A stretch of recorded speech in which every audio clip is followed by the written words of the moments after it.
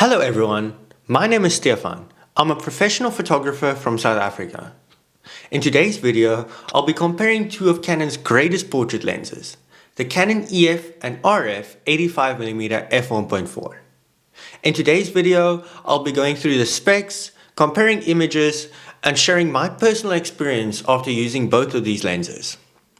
I want to say a massive thank you to Roger Machin from Canon South Africa for sending me the RF85mm VCM lens to test out and compare. That being said, I'm not being paid to say anything specific, and the lens was sent back after my testing was complete. Let's start with the physical differences and specifications between these two lenses. When it comes to weight, the EF lens comes in at around 950 grams, which is much heavier compared to the 636 grams of the RF lens. The EF lens has 9 rounded aperture blades, where the RF lens has 11, which helps create a smoother and more circular bokeh.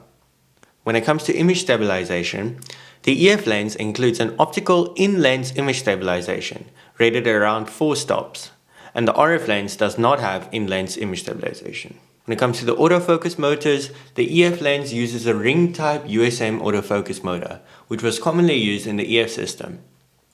The RF lens uses a newer voice coil motor combined with a nano USM. This system is extremely quiet and very smooth, especially for video. The minimum focus distance on the EF lens was 85 centimeters. On the RF, it was made slightly closer at 75 centimeters, which allows for tighter framing.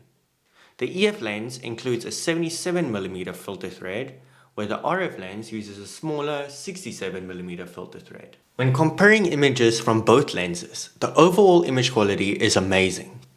The RF 85mm is slightly sharper and has more contrast straight out of camera. This is something that I've noticed with most RF lenses that I've used. That said, the difference in image quality is not large, and the EF lens still produces beautiful and professional results. Both lenses deliver pleasing background blur. The RF lens has a slightly smoother bokeh highlights, but the EF lens still produces the classic 85mm look that many photographers love. In terms of handling, the RF lens is amazing. Because of its lighter weight, it's amazing to use for longer periods of time, and it's much easier to travel with. That being said, the sturdier feel of the EF lens is something that some photographers may prefer. The control ring is a very cool addition. I feel it adds an extra sense of control when shooting out in the real world. Image stabilization in the EF lens is something that I love, and it's something that I genuinely missed when shooting with the RF lens.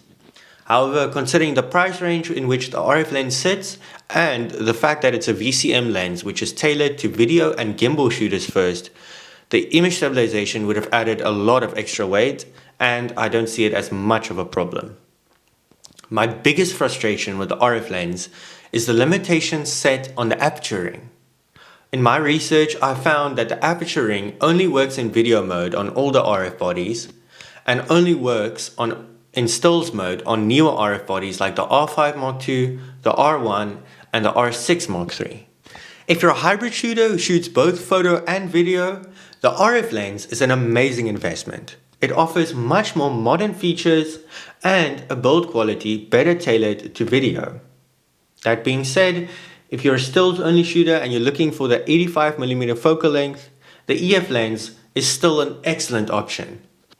When used with the EF to RF adapter, you can use it on your R series bodies and still get amazing results, and it offers image stabilization.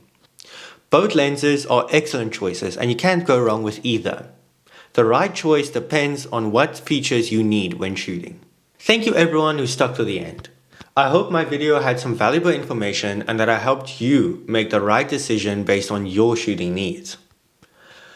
That being said, stay tuned for my next video, which will cover Canon's two macro lenses, the RF 100mm macro and the EF 100mm macro, and it is a very exciting one.